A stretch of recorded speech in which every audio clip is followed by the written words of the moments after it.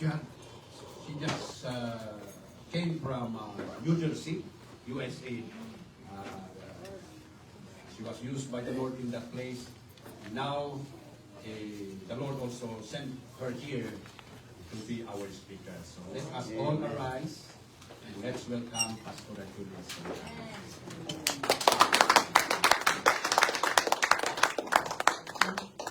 Okay, I know we just worshiped, but I would like us to just lift up our hands for the next moment. Hallelujah. Let us all still our souls, our minds, our will, and our emotion, Hallelujah. and look at Jesus as the Lion of the tribe of Judah. He came and died as the Lamb of God. He rose as the Lion of Judah. Why I'm trying to tell that? Because He has given each one of us a resurrected life. Because He rose from the dead. Death, grave, and sin cannot overtake Jesus. He rose with the greatest roar. He is the Lion of the tribe of Judah.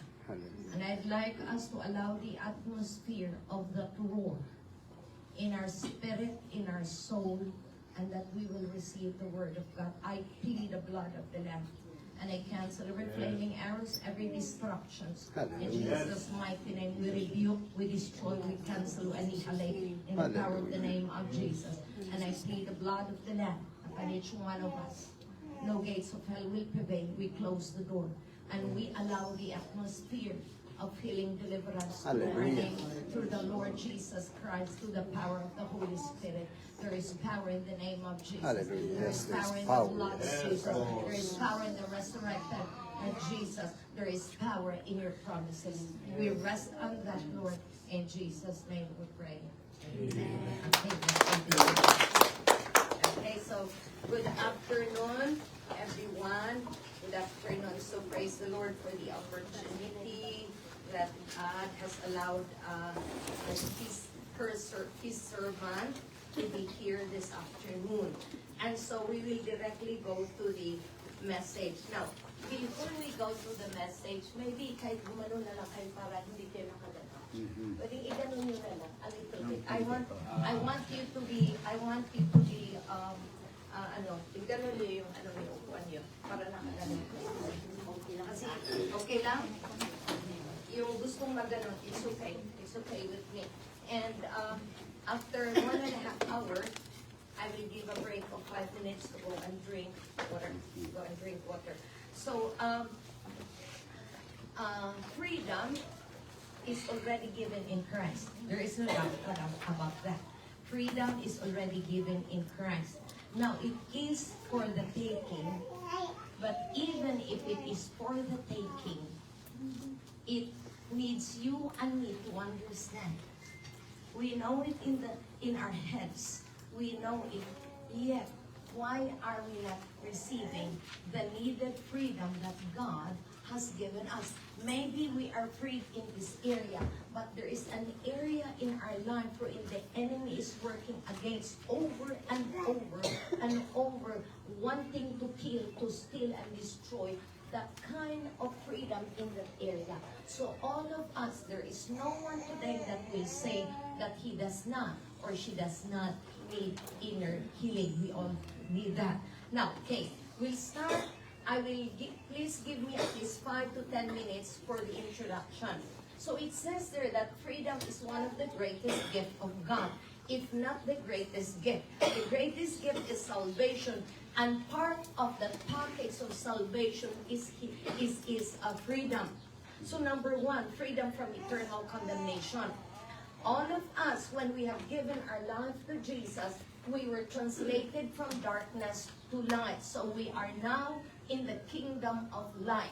We are now spared from being condemned. But there is another freedom that the Lord wants us while we are believers. And this freedom is freedom from bitter roots that is gripping the soul. Freedom from bitter roots that is gripping the soul. The soul composes of our mind, our will, and our emotion. And this is where the corruption is. We'll go to the next line. Now, we are going to look at the spirit, the soul, and the body. And we are just so thankful for the passage in 1 Thessalonians 5:23. And it says, may the God himself, the God of peace, he is called the God of peace, may the God of peace sanctify you and me through and through. And then it says, may your whole spirit, your soul, and your body be kept blameless at the coming of our Lord Jesus Christ. So the word of God is saying that may our God, who is the God of peace, sanctify us through and through.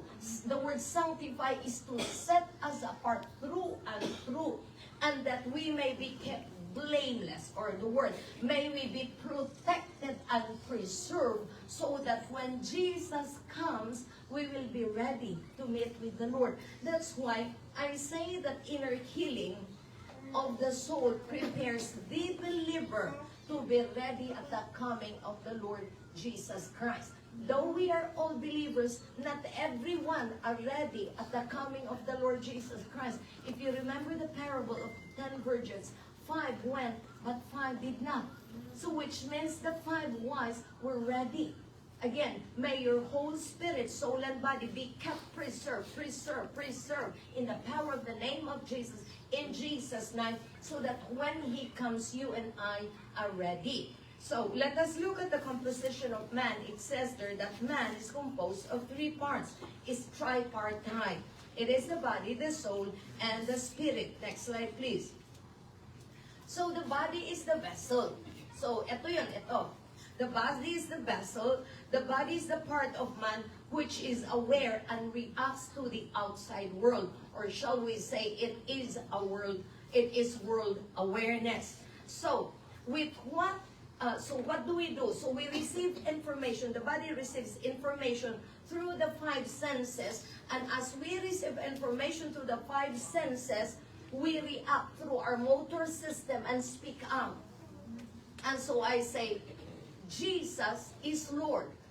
Through my eyes, I see this one, and then I react through my motor system and I speak out, Jesus is Lord. Okay, we'll go to the next slide, please. Now we're going to the soul part of man. The soul part, or the center of the soul, is in the mind. The center of the soul is in the mind. The soul part of man is the one that is aware of me. We are always self-conscious, self-awareness, and the function of the soul is to reason, to think, our emotion to feel, and the will to decide. In the soul part of man is where corruption is. Your soul is where the corruption is. But we will go later. But I'd like us to go to the spirit. The spirit part of man is the innermost part.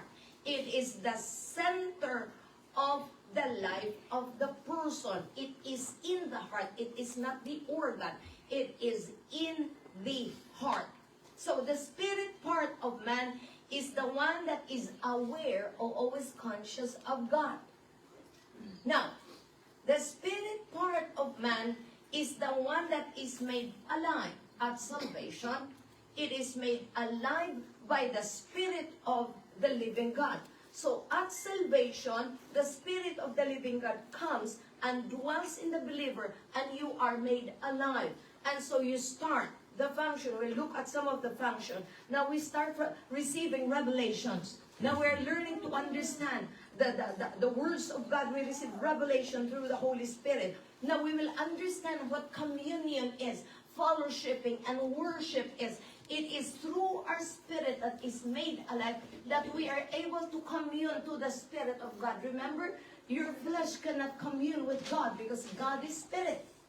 So how do we commune with God? We commune with God through our spirit that is made alive. And so we say, I worship you, oh my. And so your spirit is saying, I worship you. I want to honor you, God. It is your spirit reaching, honoring the King of Kings. So another role of the spirit man that is made alive is to discern, to judge the conscience part. When we are prayed up and we have the word of God and we are right in the presence of the Lord, it is easy to be conscience stricken when we are sinning. But there are times that our conscience is hardened because we are not allowing the Lord to overtake us. Another thing, the spirit man is the one that perceives the things of God, that interprets the things of God. It is where discernment of spirit is. So many, I hear believers say, nadidiscern ko yung kapatid. Sigurado ka bang nadidiscern mo? Are you saying that because maybe you saw something else upon that person, and so you're using the word discernment? Discernment comes by the Spirit of the living God as we allow our spirit to operate through its gift. Another thing, when we do spiritual warfare, we may be speaking it out, but it is not the flesh who does spiritual warfare. Because we cannot kick the devil, because we cannot seek him. It is our spirit fired up by the Spirit of the living God, and we can say, in the name of Jesus Christ of Nazareth, every knee bows down and every tongue confess Jesus is Lord. It is your spirit that wars against the demonic spirit, and so that's how it is. We can shout to the top of our voice, but if it's not fired up by the Spirit of God and in faith, it means nothing. So the spirit man that is made alive at salvation is where the seedbed of the fruit of the Holy Spirit. So it's the fruit of the Holy Spirit. It is not my fruit. So we cannot bear the fruit of love. We need partnership with the Holy Spirit to bear love. We need partnership with the Holy Spirit to bear His patience. We need partnership with the Holy Spirit to have the joy of the Lord, so that when the challenges of life, there is still joy. That's why it says the fruit of the Holy Spirit. It's not your fruit. He bears fruit through to our spirit man as we allow Him. Another thing is, it is the reception area for the gifts of the Holy Spirit. The gift of prophecy, the gift of knowledge, the gift of wisdom. Okay, now I'd like us to go to the next slide, because this is just an introduction. Now we are going to do parallelism. So we spoke about the spirit, the soul, and the body. The spirit is paralleled as the Holy of Holies. It is the spiritual realm, and it is God conscious. Ulitin ko your spirit man that is made alive at salvation, it is paralleled as the Holy of Holies, and it is the spiritual realm and God conscious. Now the soul is paralleled as the inner court. It is the intellectual realm. It talks about me, and it's always self-conscious, and that's where our problem is. That's where my problem, and that's where your problem. And the body, of course, is the outer court. It is parallel as the outer court, the physical realm, or the world conscious. Let's go to the next slide, please. Now, let's look at it. We'll see three people there. Before conversion, before you ever have given your life to Jesus, look at that. It is black. Before conversion, your spirit man, my spirit man, is dead because of sin. That's why we hear the word spiritually dead. So what is dead? It is the spirit of man that is dead. Because umalis yung spirit, wala yung spirito ng Panginoon. So you can see there's some scriptures. Now, at salvation, the very time we come truly repent and give our life to Jesus, our spirit man is made alive. That's why we hear the word born again. That's in John chapter 3, verses 1 to 8. Born of water and of spirit. So what is born again? It is our spirit man. Because now we surrender to God. The Lord comes and cleanses us. And our spirit is made alive by the Spirit of the living God. Now, we see the third one.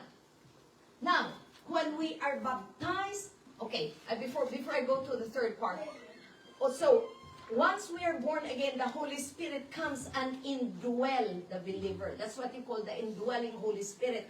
Because no one can be saved without the Spirit coming in, bringing life to that dead spirit. So the dead human spirit is made alive.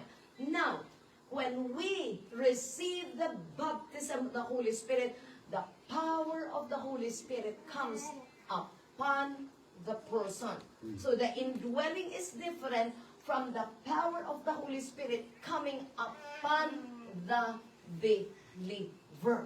And so that we become powerful witnesses of the grace and the mercy of God. We go to the next slide, please. Now, let's look at the provision of God through Christ. So, it's a summary. So, what is God's provision through Christ? When we enter in the kingdom of God, our spirit man is made alive. It is made holy. It is made right. It is made alive. And that's where the dwelling, that is where the Spirit of God dwells. So the first healing that ever comes in the life of the believer is the healing of the human spirit. The first inner healing that comes upon the life of the believer is at salvation, where our spirit man is made alive. Now, it says there, before salvation, the human spirit is not functional. Talaga naman, hindi na po-function. Kaya kahit anong gawin nila, kahit anong sabihin nila na they are sharing to you the good news pa bang, oh, wala lang. You're shunning it off. The human spirit is not functional because of sin. Man's spirit is dead and incapacitated. It does not function properly in harmony with God. But when the man repents and turns and gives his life to Jesus, the spirit man is made alive, and our spirit man starts to commune with God. Okay, now let's go to the next slide, please. Our soul. So, our spirit man is made alive. The Holy Spirit dwells in our spirit man. But our soul, that composes of our mind, emotion, and will go through a process of sanctification. Ang na-born again po, yung spirito natin, hindi yun nating kaluluwa. Ang kaluluwa natin needs to come under the lordship of Jesus. That's why when we said Jesus is Lord and Savior, so we receive Him as Savior immediately. We are born again. But to come under His Lordship is different. Now we have a new boss. We have a new boss. So how will our soul be cleansed and be made right with God? It would all depend on how much we allow His Lordship. So in there it says, corruption and wounds reside in my soul, in you and in me. And your role and my role is to submit to the Lordship of Jesus Christ for our cleansing, for our inner healing, and for our transformation. So, even if we are believers, tongue-speaking people, we worship God. We worship Him in spirit and in truth. But if we do not make the decision to bring our souls under the Lordship of Jesus Christ, no matter what, we do not go to the kind of transformation that our Lord has planned and purpose. James chapter 4 verse 6. Number 3, of course, our body will be glorified, and while we are here on earth, we have a provision for healing. Okay, so let's go to the next line. Now, let's talk about inner healing and deliverance. So your problem now, and my problem, is in the soul. My mind, my emotion, and my will. So let's look at it. Let's look at Luke chapter 4 verse 18. The Spirit of the Lord is upon me, because He has anointed me to preach gospel to the poor. He has sent me to heal the brokenhearted, to proclaim liberty to the captives, and recovery of the sight to the blind, to set at liberty those who are oppressed. I'd like us to focus. Jesus did not just come to preach salvation. It says He came to heal the brokenhearted. I'd like us to look at the word brokenhearted. The word brokenhearted is more than your girlfriend or your boyfriend broke your heart. Okay, let's look at the meaning of the word brokenhearted. So it says there, it is to break. When a person is brokenhearted, his soul is broken in pieces. The soul is trodden down. It is being trampled by the trouble. It is being broken down. It is crushed. It is to tear down one's body and shatter one's strength. So when there is a wound in the soul, this is what happens to the soul. Our soul is broken and shattered into pieces. We are crushed into pieces. And in our trying to move, it seems we cannot hantay o makalungaw. That needs healing too. We need the healing of our souls. Let's go to the next slide.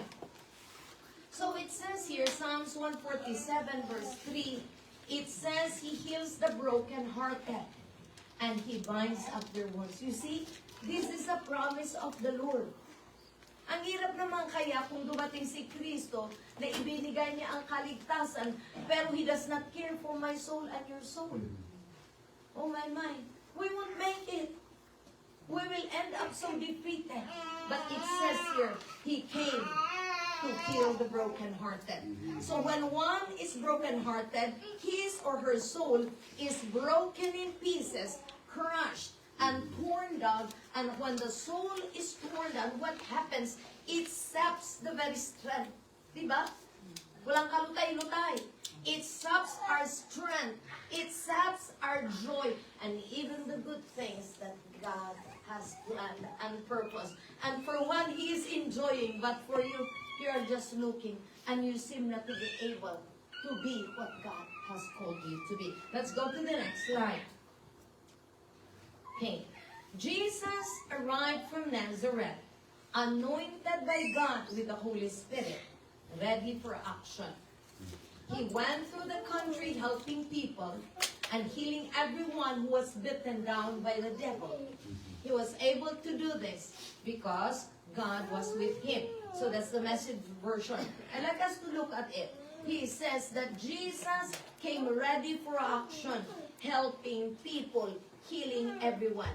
So the word healing is not just a physical, but the healing of the soul, delivering people from the works of the enemy. Now, I'd like us to look at Matthew chapter 16, 13 to 19.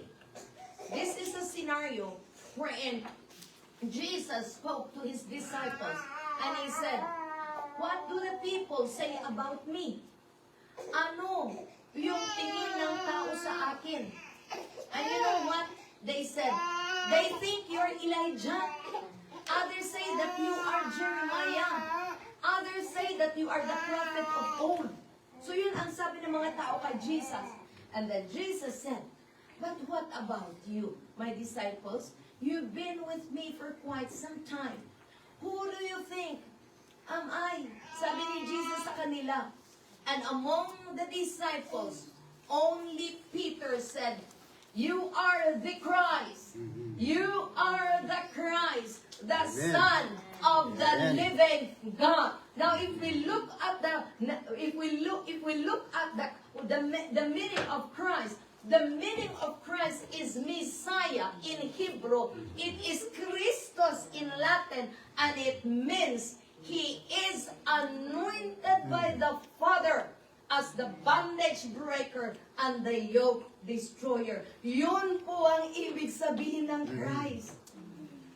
So sometimes we just say, Jesus Christ is Lord. But what does Christ mean to you? He was anointed by God to break every chain. Yes. Amen. He did not come for a few. He came to bring freedom. He came to bring freedom because only Jesus can bring that freedom to you and to me. Now let's go to the next line. The next line. So in Hebrews chapter 12, it's talking about the race of faith of the believers. And in this race of faith, we'll go to verse 15. And here it is, it says, see to it that no one misses the grace of God, that no bitter roots grows up to cause trouble and defile many. So here is the writer of the book of Hebrews. He is saying that in this journey called life, everyone is walking, running the race of faith. But he gives a warning and say, be very careful that in this journey called faith, we will not miss the grace of God. And how will we miss the grace of God? When we allow bitter roots to grow in our soul. And when bitter roots grow in the soul of the person, it would cause you trouble. I will be troubled, and it will defile the other people that are around me. So you see, when I am holding a bitter wound, it is not just me who is affected. It is my entire household. It is other people who will be with me. They will be affected by that wound. Okay. Now it says there, sickness of the soul is common. It is common to man. It is common. Sickness of the soul is common problem of mankind. Soul sickness can produce sickness of the body. Okay. There is one who goes continually to the hospital. And as the person goes to the hospital, the doctors try to do their best and find no reason. But the person feels sick. What do you think is sick? The soul is sick and it is being released in the body. Actually, there's this one sister. She was continually being brought to the hospital. And they can find no reason why. Continually. Until she has come to face his issues before the Lord. And then, the going back in and out of the hospital has been done. Because the issue is not a physical sickness. It is emotional, it is mental that is working against her body. Sickness of the soul will lead down to a breakdown of the body. Let's give some examples. So where can we find in the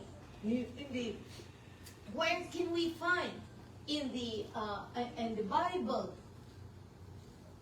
Number one, Israel. Israel cried to God, and the Lord opened the door. Why did he cry to God? Because they had been in bondage for more than hundreds and hundreds of years, I guess 400 years, under the Egyptian tyranny. And they were in bondage. Thank you. They were in bondage. And when they were in bondage, they cried out, Lord, ayaw na namin ito. And God heard their cry. God sent Moses. And when God sent Moses, Moses was used by God for the parting of the Red Sea. When they left the Red Sea, after they started to walk in the wilderness towards the promised land, you know what? They were not walking in victory. They were grumbling against God. They were grumbling against their leaders. They were grumbling against the food. Bakit na lang, mana na lang? They were grumbling against the water. Everything in their journey. They were complaining. What happened? God had delivered them. What happened to Israel?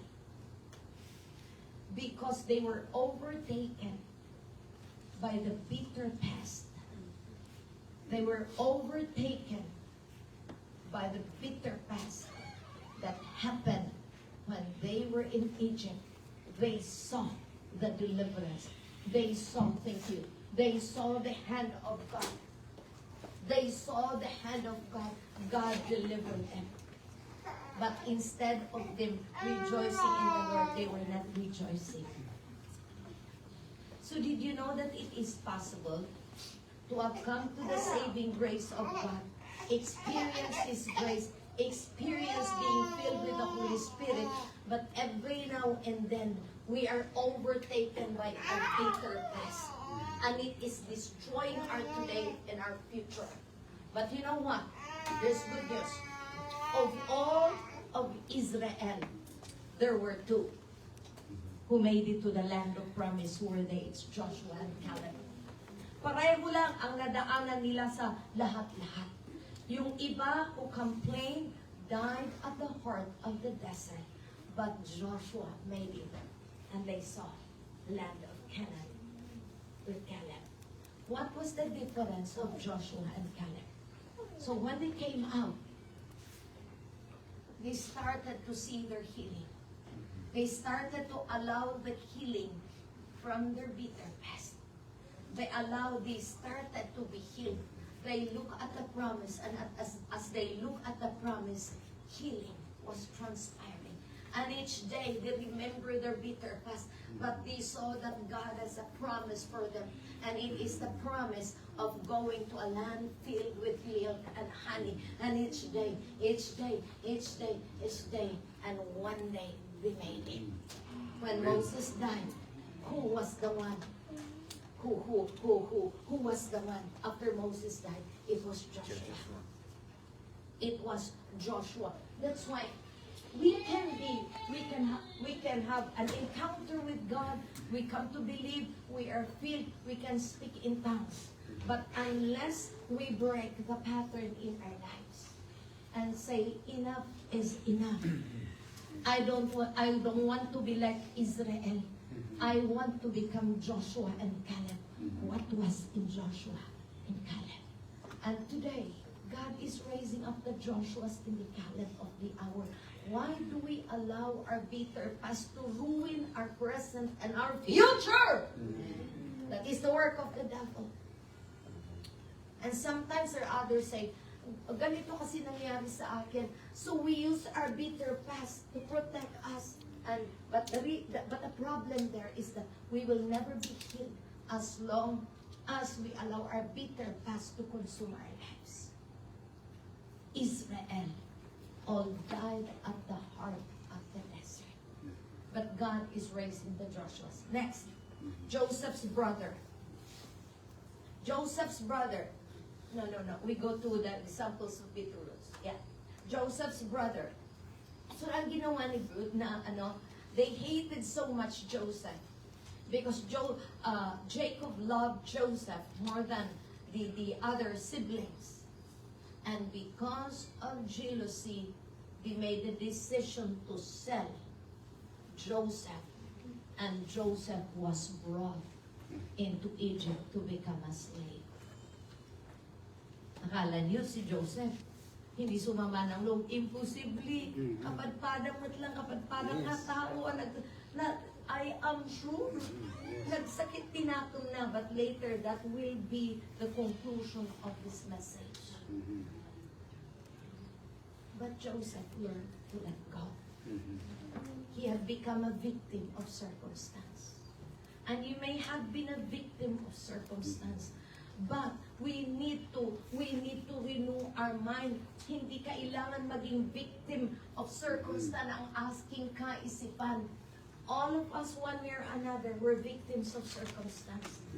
But it is possible that even after we have been victims of circumstance, we can allow our minds to be brought under the Lordship of Jesus Christ for a continuous renewal until we see ourselves as victorious in God. As victorious in God. Okay, let's go.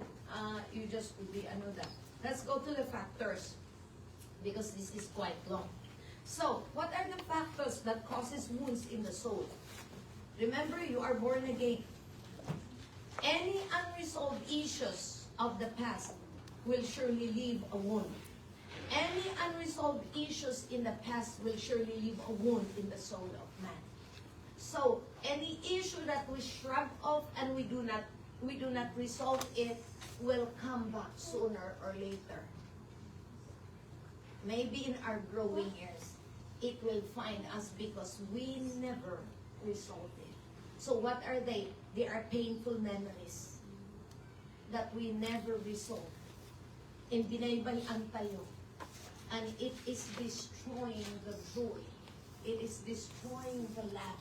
It is destroying the abundant life that God said in John chapter 10, verse 10. Now, I'd like us to see the second one, unmet need and damaged emotion. What does it mean? There are three primary needs. There are three primary needs for a solid foundation. So the three are the following. We are created with a sense of belonging. We are created to seek love and security. Look at the girl and the boy. He's always looking for his mom and his dad. And when the mom and the dad releases that needed love for the boy, that boy grows up loved and secured. Let's look at husband and wife relationship. When the husband and the wife does not fill in that love, either the husband or the wife, it will create a wound. And the person will feel unloved or rejected. Or if the person works in a company, and even as the person does his best, he is not accepted, he is not loved, it seems he does not belong there. That feeling would be, he does not, it could release a feeling of anger, or feeling of not love, because I am doing my best, but it seems I am not getting there. It seems para bang you're not seen. And it's happening in this world. Why? Because the devil comes to kill, to steal, and destroy. Another thing, sense of self-worth. Man is created to be accepted and be valued and be cherished. If in a group, we do not sense that we are valued, we are loved, and we are accepted, the tendency is to shun away. We are created not as lone rangers. We are created, that's why the first thing after God created Adam is to create Eve. The first institution that God ever created is not government, it is family. And so inside the house, if you have never been accepted inside the house and valued, you get out of your house with a void and try to fill in the void with other things. Another thing, important thing that we need to understand, the sense of ability or competence. It is the quality of being able to see yourself that you can do it. And so if you hear lots of put-downs here and there, awanti among, tanga ka, stupid, mga ganon, laging ganon, it releases a negative mindset in you, and one day you think that you cannot do it. You think that you are worthless. So these are three important things that needs to be filled, that needs to be nurtured. Hindi lang mga bata, lahat tayo. Because we are created with a very basic need to be loved, accepted, and valued. Now, when these three primaries are not met, at an early stage in life, or in a given situation in life, there's what you call a void that will come into the person's life, and you will try to fill in that void with addictions, with addictive patterns. You try to fill in that void, and could be overeating, it could be shopping, it could be having girlfriend or boyfriend one to another, because you are trying to fill in the void that has never been filled. And in our trying that, in trying to do that, kaya nagkakaroon ng maraming addictions, nagkakaroon ng magulong buhay ang mga tao, ang mga bata, because we are trying to fill that void and emptiness through an inner drive that pushes you to do it. And you feel you are good, and after that, you're still the same. Okay, another thing, pain avoidance and pleasure seeking. It is like, you want to avoid the pain. There are people magaling dito. You're trying to shrug off the pain of your past. You try to do other things. You seek pleasure to avoid the pain. So the pleasure there is, you do something else to put a face. That I am happy. I am happy. Meron pa dyan magaling, tawa ng tawa, pero in the inside, it is just, it is just a facade. It's just a face. But in the inside, that person is in big trouble. That's what you call living in denial. And that is an emotional, it is what you call an emotional relief. It is a bandage, a temporary one. But after some time, you're the same. Okay, letter C. Seeking pleasure becomes addictive behavior. Because it is too painful to face your trouble in life. What happened to you? It becomes too painful, so you use your addiction to cover you, and it is too good. It is so good that you cannot ignore it. That's why, ulitin ko, why is there addiction? Why is there a person who loves from one man to another, to another, to another?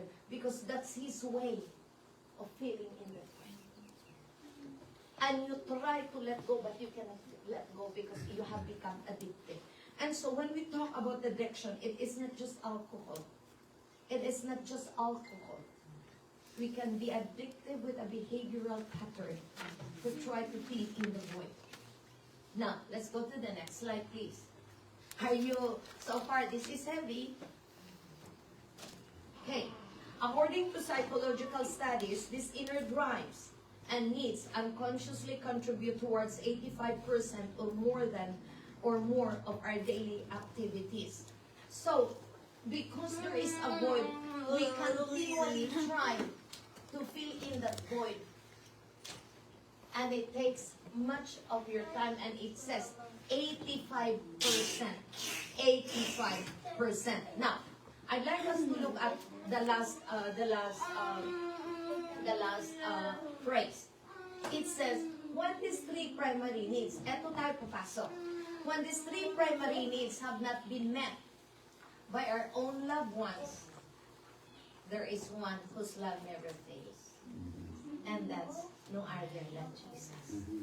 So pwede, even if I have not been loved as a little girl, now I grow up, I can come and allow the love of Jesus to fill my wound. Amen. Yeah, because His love never fades. Let's give hands of offering to God. The third one, shattered dreams, relations, and expectation. So, all of us have dreams. All of us have expectation. We want our relationship to thrive and survive. But sometimes there are dreams that are shattered. There are relationships that are shattered and expectations that are shattered. And when they are shattered, it produces a crack in the soul of man. And that is a loophole for the enemy to come and attend. And he says, here am I, Julie. I can see a crack. Let's be friends. And we can allow the enemy. Now, I'd like us to look at Jeremiah 2:13. My people have committed two sins. They have forsaken me, the spring of living water, and have dug their own cistern, broken cisterns that cannot hold water. Okay. So, it is a picture of a person who went, na nagsalok ng tubig at the well. And the person goes home and bring the pail of water. And by the time she goes home, because that water is needed nga panghugas, pangluto, or whatever, the water has come. This. Because there is a leakage. What I'm trying to say is that we go to conferences, we hear the word of God, and we are blessed, and we say, hallelujah, I was blessed. And not very long, you are leaking out the blessings of God. The blessings leaks because there is a wound, there is a crack in the soul of the person, and so you cannot hold the blessing of the Lord. Okay, letter A, we go to the next slide. I was like that before. So when there is a crack in the soul, it will tear the soul. It will tear the soul. It will tear the soul. When there is a crack, it imprisons the soul. Shattered dreams, relations, and expectations that are not healed will tear your soul. It will imprison your soul, and it will hunt your soul. Let me give you an example. I met a lady in Hong Kong. So this lady, when I met her, she was a widow. She's a widow. And so she tried to relieve for the last 7 years that her husband is still alive. And she had to come face to face and allow the healing. And it had tear down her soul for the last 7 years, trying to relieve that your husband is still alive. He was imprisoned of her shattered dreams and expectation. And her shattered dreams and expectation was hunting her in the present. Praise the Lord, she has been delivered. Is it possible that something is hunting you, that there was no closure? It is important that there be closure in anything that happens in our life. There needs to be closure so that you will walk into freedom. In 2000, I guess what was 2005, when I was in Edmonton, in my dream, I received a letter. And this letter said, it came from my boyfriend. And that boyfriend was decades already. I no longer think of him when I was 21. And the 2005, 40 plus na ako noon. Tapos, meron daw letter. And it came from him. And the letter was saying, you come and visit, dahil may sakit. I woke up in the morning. And I said to myself, I am not even thinking of him. Never. Bakit? And sa karamihan sa atin, sasabihin natin, oh, the person is still thinking of you. No. So I prayed. And I said, Lord, may inis pa bang naiwan sa akin? Because we parted ways na walang closure. And when we parted ways, walang closure, I got born again, there are times that I would dream of him in the night. Not continually, but sometimes, it's wonder, what I'm still dreaming. But after a very long time, it really caught me. I said, God, this is not right. Why? And so I said, Lord, no adapay man, Panginoon, if there is still sama ng loob, nag-repent ako, I repented. And I released his soul, I released the soul of this guy. And I take back part of my soul. And I blessed him. I declared the salvation of the Lord upon his life and his family. And from that time on, I never dreamed of him until this time. What does it mean? It was a shattered dream. There was no closure. And it was hunting me once in a while in my dream. was not actually thinking of me, or nor I was actually thinking of him.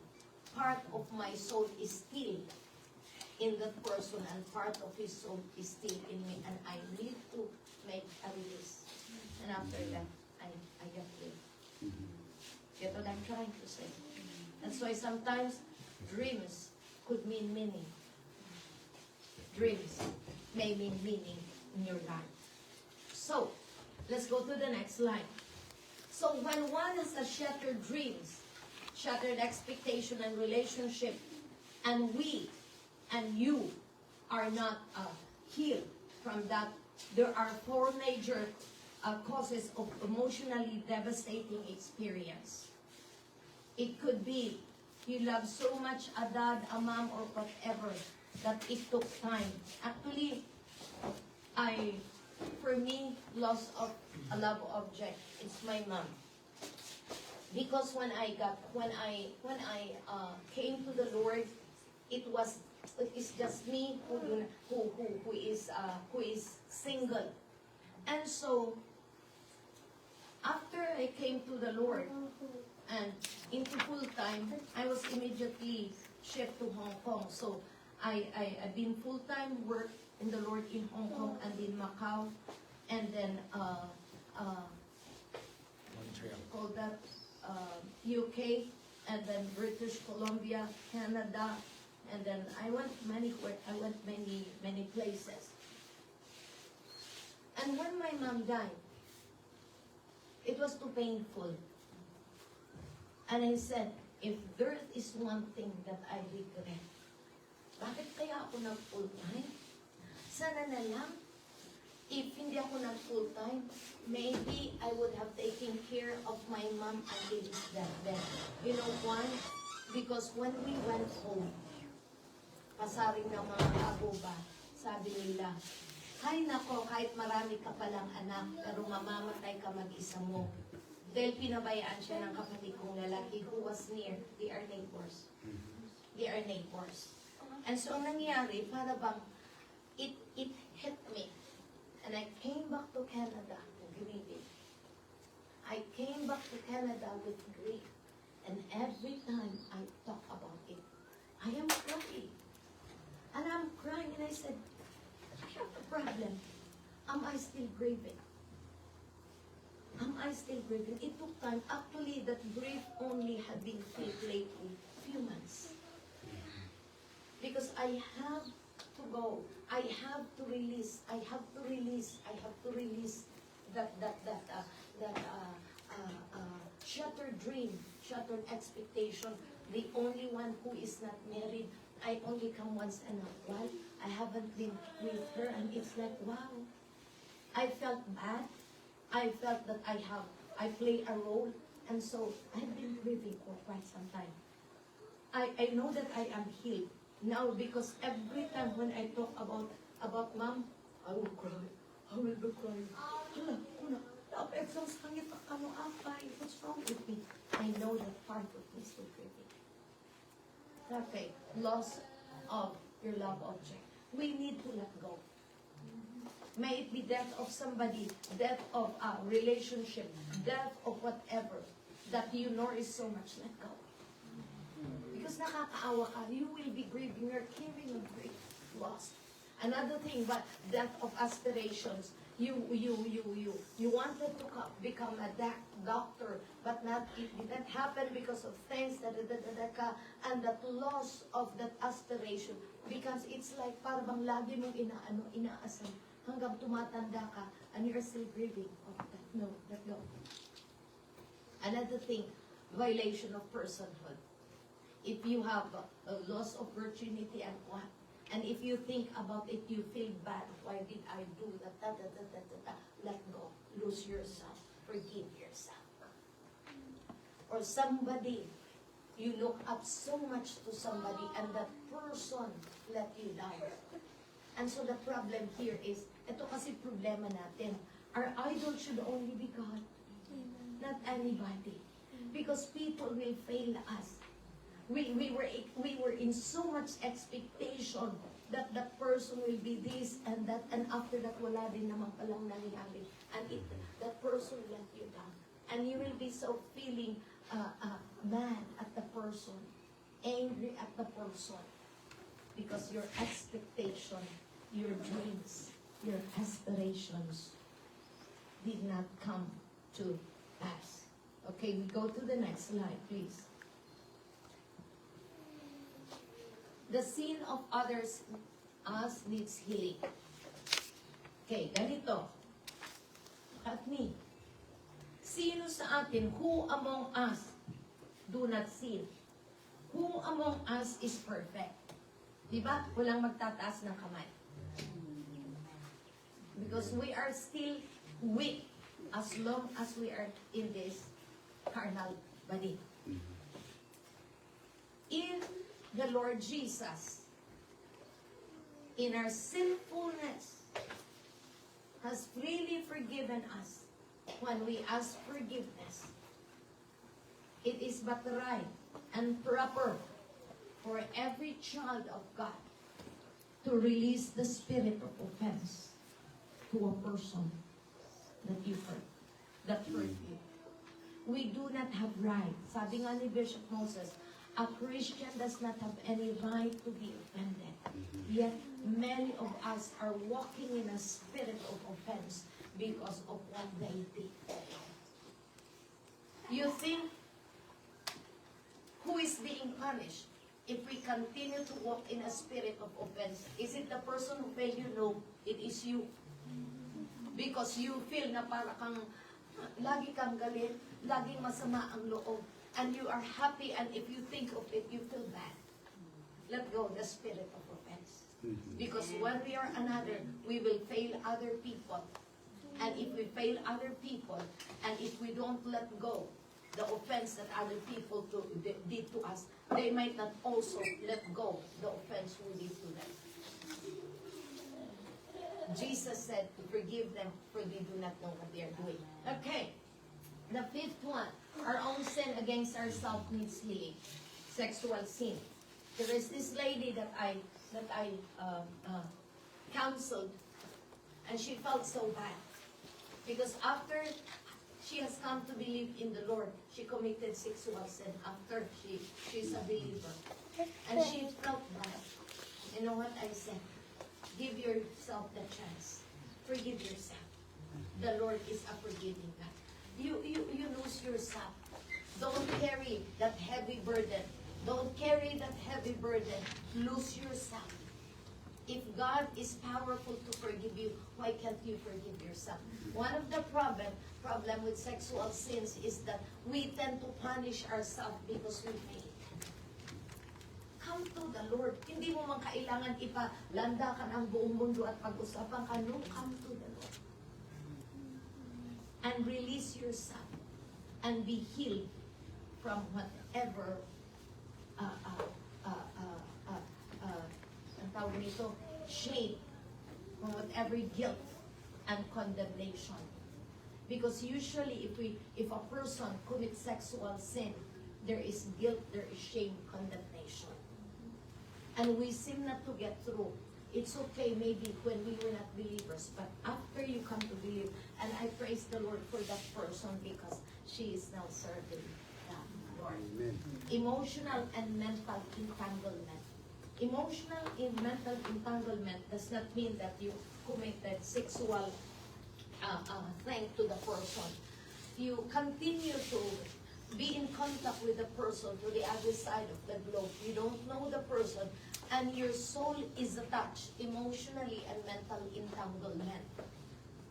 And then, after some time, the relationship is broken, or the person dies, or you learn that the person is dying stage 4 cancer. And what happens? Now your soul is mentally and emotionally entangled. You say there's what you call soul fragmentation.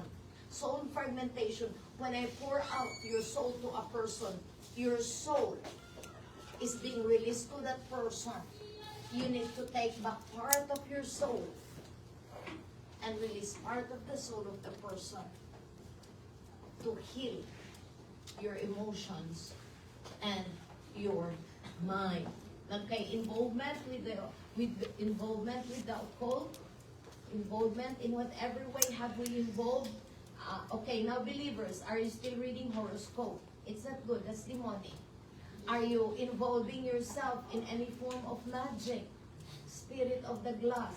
Are you involving yourself with anything that is not godly? You need to repent. We need to repent. Because it is of the devil. Another thing, letter D, all works of the flesh. All works of the flesh becomes when we get used to whatever works of the flesh, it becomes a habit, and then finally it becomes an addiction. Even gossiping, it starts with a habit, and it becomes an addiction, and there's always something that you are saying, there's always something, so we are addicted with gossip, we are addicted with anger, we are addicted with whatever. They are all the works of the flesh. Sometimes we see the work of the flesh as fornication, adultery. Let's let go fornication, adultery. Anything that is of the flesh can become addiction, and then it will entangle you. You will be entangled with the works of the enemy, with the works of the flesh, and the enemy will use that to work against your life. Let's go to the next slide. Okay, we'll look at this. Attitude of the heart, disobedience, judgment, and unfulfilled vows.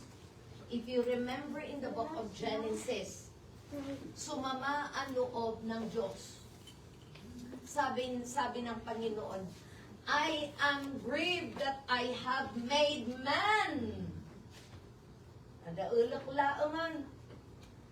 Because it says in Genesis chapter 8, the imagination of man's heart is evil from the attitude of the heart. So we get born again. We get born again. But it does not mean that your soul is born again. There is evil working against the life of the person as long as we are alive. And we need to bring the heart, your heart, my heart, under the lordship of Jesus Christ, so that the imagination of our hearts will be changed. And when we keep, okay, I'm always thinking evil, I'm always thinking of whatever is it negative about whatever is it, then I enter into that kind of attitude. And it opens the door for the enemy to take hold of you. It's an attitude of the heart. Kung ano yung ginagawa mo, it becomes you. Kung saan yung, if whatever we are putting our hearts and our minds, then we are built into that, whether it is good or ugly. Okay. Another thing, we judge rather than discern. As believers, because of our carnality, many of us judge immediately instead of discerning. We immediately make our own judgment, and because we judge, we will be judged. Kaya nga sabi niya, Matthew 7, verse 7, 1-5, judge not, and you will be judged. And with the judgment we see, it is what will come to us. And it releases evil in our lives. So how many judgment, how many things did I say to this person, to that person, to whatever, to the company? You look at the NPA, no, look at now the Philippines. Everyone is judging one another. We do not know the whole truth. The other says they are the senators, the other says the congressman, other says PBBM. So everyone is pointing at what. There is so much judgment. But do you think it will help? No. People tends to judge rather than discern. Yun ang problema natin. And we need to repent of that. Another thing, transgression of spiritual laws through need fulfillment. What does it mean? We transgress a law of God because of a need. We transgress a law of God because of a circumstance in life, and we turn on back and do and disobey God. And we reap the transgression. We reap. We will, in return, there is a curse. Because we reap. Like tithe and offering. It says, give your tithe and offering. But of a need, we will say, maybe the Lord understands me. I will not give my tithe. And so we reap the judgment, the curse. Unfulfilled vow brings God's wrath. Lord, when I was in Hong Kong, I was working in Hong Kong, many of our co-Filipinos would come to the heaven of rest and say, Lord, please give me an employer, and when you give me an employer, I will serve you. And when they are given an employer, you cannot see them anymore. They release a vow, an immediate vow, not knowing that God listens to vow. Have you ever said a vow to the Lord that you never have fulfilled? And maybe that is the reason there's a loophole working against your life. We repent of the unfulfilled vows.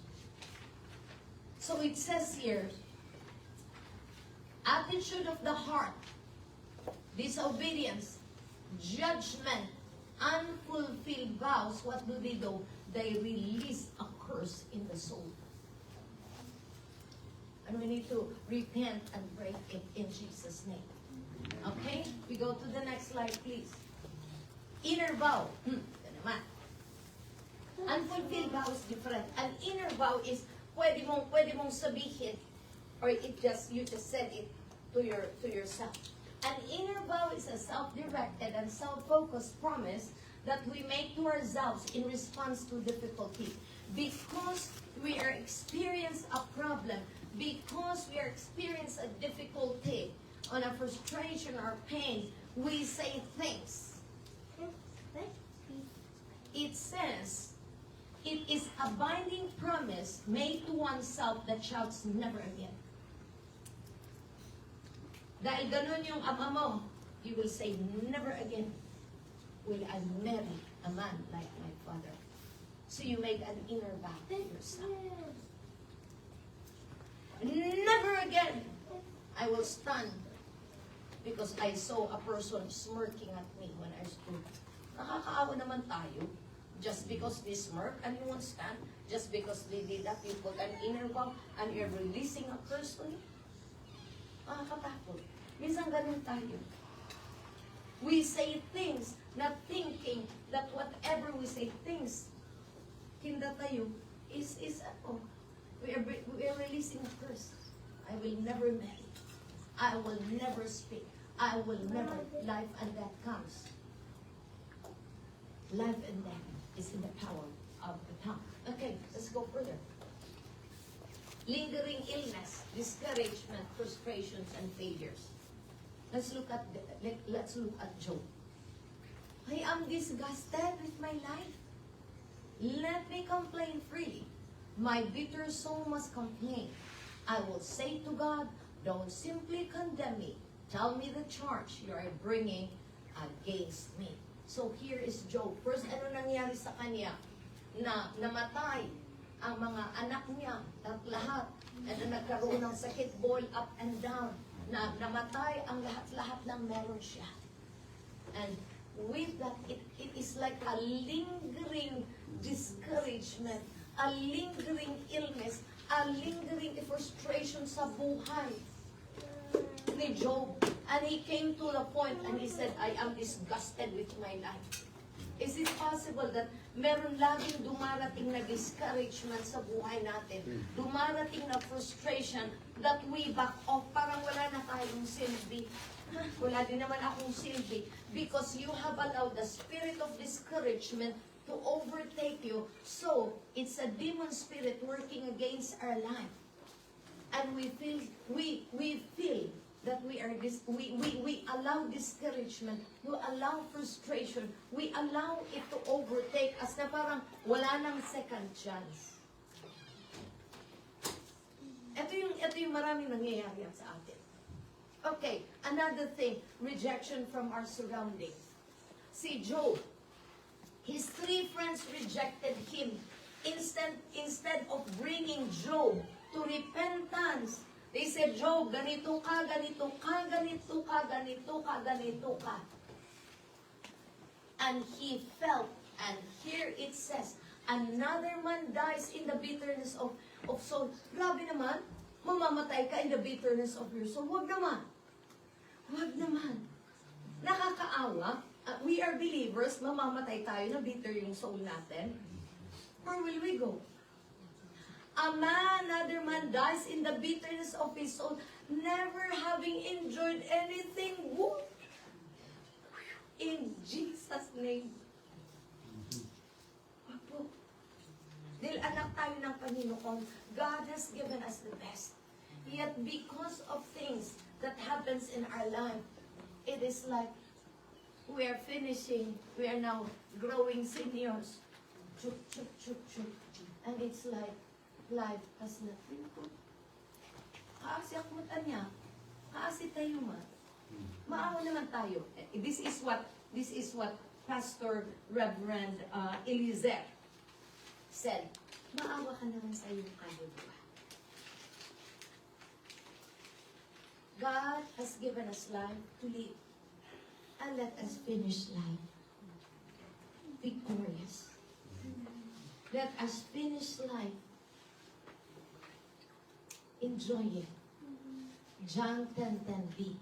I have come that you may have life abundantly. The word abundantly in all aspects, in our spirit, in our soul, in our body, in our coming in, our going out, in our finances, in our relationship, in our ministry, whatever is it. Let's give a hand clap offering for God. Okay. Okay, we'll go to the next slide, please. Iniquity and sins of our forefathers. It says their sin nature comes generation to generation to family bloodline. Kumbaga ba, I don't have to be suffering the sins of my forefathers. As believers, yes, my family may have been addicted with drugs, or my family may have been like that. I don't have to be like my family. But you know, in the world, sabi nila, ganito kasi yan, magnanakaw yung lolo, kahit tignan mo yung apo, magnanakaw. I don't have to be like my forefathers.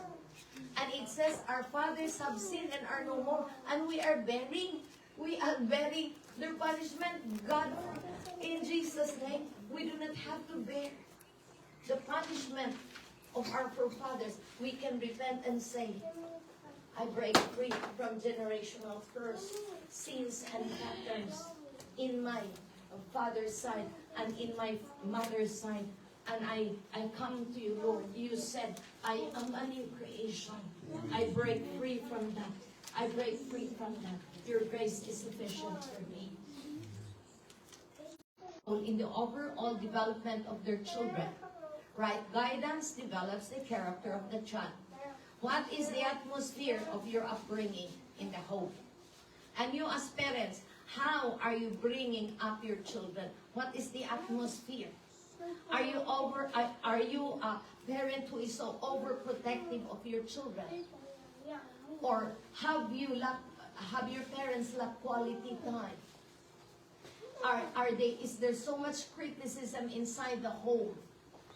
Or you're comparing, buti nga itong ate mo, buti yung pinsan mo, kitamsi ka, nagnunong ka talaga. Kasi kaya ti Pilipino no maminsan, hala, apati mama.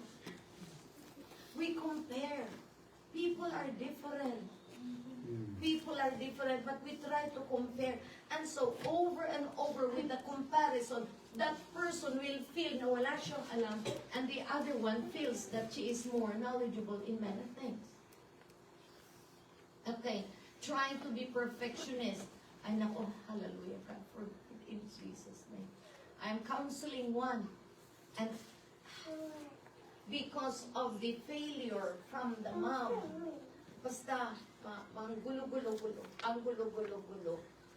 The mom wants, kung ano yung hindi nangyari sa buhay niya, gusto niyang gawin sa anak niya.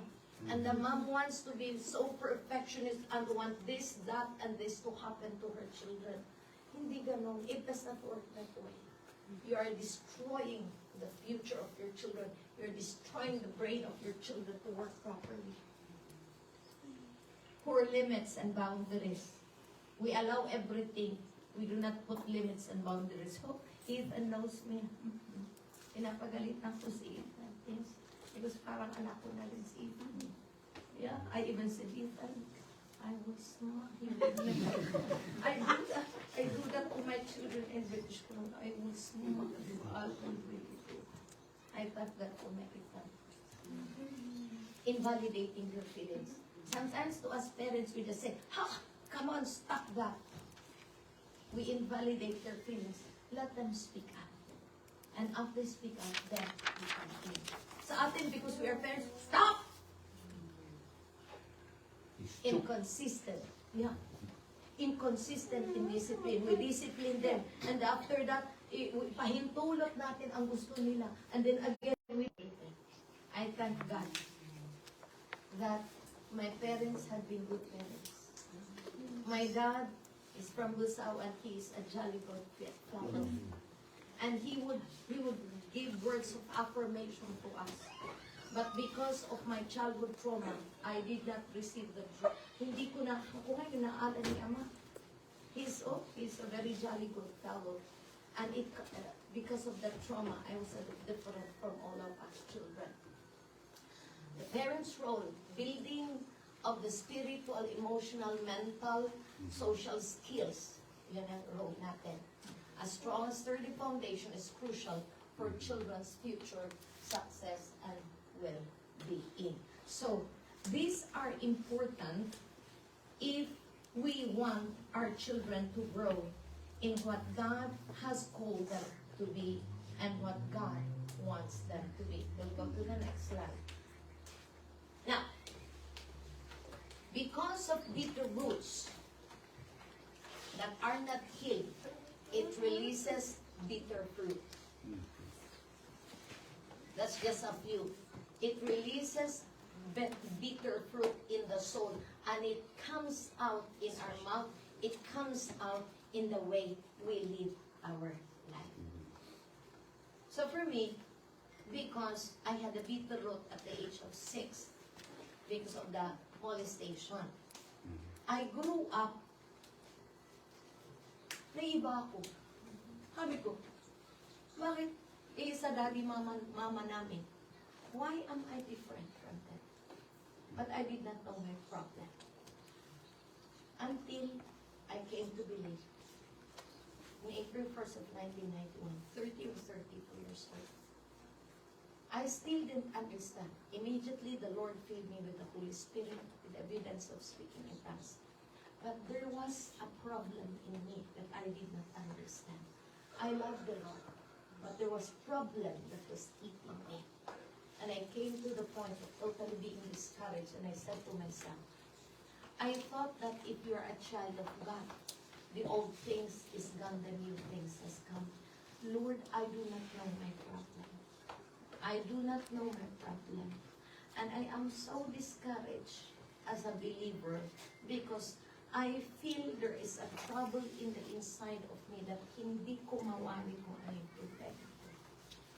Until the Lord showed me that at a young stage, I forgot to think, at a young stage, the innocence of a child has been ripped off of me. That fear, lust, jealousy, anger, rebellion, many other spirits landed on me when I got molested. That's why I have always been fearful. Lights have to be on during the night when I was not yet delivered. I would walk. I would be walking, sleepwalking, somnambulism. Somnambulism is you're sleeping but you're walking. I would shout there's a continuous nightmare. Grabe ang issues ko. And I'm always crying. I'm always crying. I'm always daydreaming. And That's why even after I came to believe, I love the Lord. I am filled with the Holy Spirit, but there was something I did not understand until the Lord opened and showed me my issue. It was my trauma when I was a little girl that has never been dealt with. And I thank the Lord. I thank the Lord because after my deliverance, the finality, it took time for me to be delivered. After the Lord totally delivered me, there are no more nightmares because I remember when I was yet got delivered, I would sleep in the night. And it's like my eyes, I would try to open my eyes in my dream, but I cannot see. It's like I'm blind. I would try to walk, but I cannot lift my feet. This is heavy. So I remember me doing like that and putting it and that to walk. And I would be climbing a mountain. I would just be hanging. And I would fly. And I would fall down, down, down, down, down, down, down, down. And I really got tired. I really got tired because I said, why am I like this? Why? I questioned my salvation. Totoo bang nananapat? Totoo bang nasave ako? Why? A big question. Until I went through a series of inner healing and deliverance. And in 2008, I was already a pastor. The message was, I go home. I was still in the process, 2008. I go home and I will tell my family because nobody knew. I start to open to the Christian community bit by bit. And I went home and I said to my sister, who's a believer, and she understands because she's a nurse, and my sister-in-law, I said, I'm going home and this is what happened. Now help me. Let us all go to Mandela. Back me up. Because I'd like to open up to Mama and to the whole family. And the one who molested me is not part of the family. That's why, at least to be part of family. So we went home. And I started to open up. I became like a little girl. I became like a little girl. I was hysterical. I was shouting. Gumagana. Everything that has been stuck through the years, it was coming out. And you know what? The good thing, because my family was prepared. They were looking at me. They were looking at me. It was love. They were looking at me. I was with my oldest brother because my dad died. I was clinging to my older brother.